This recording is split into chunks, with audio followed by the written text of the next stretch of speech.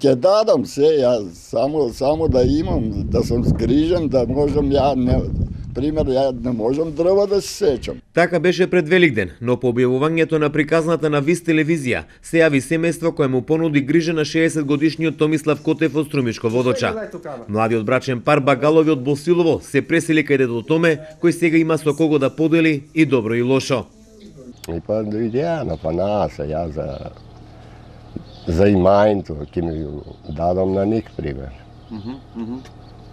Не на них, додек сам жив, на мене, после они настапуват. Не му берува. Значи те гледат? Гледат ме, да.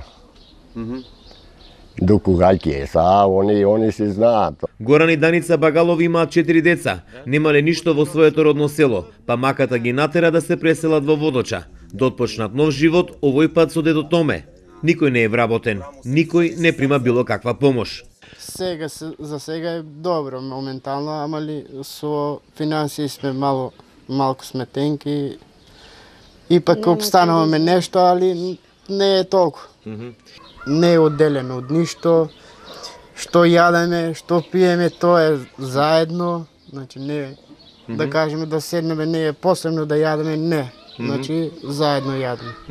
Сега ова семејство бара поддршка од државата, од хуманите луѓе. Маката и немаштијата ги соединија. Во домот на Котев нема полна трпеза, но има колку толку насмевка и детски джагор.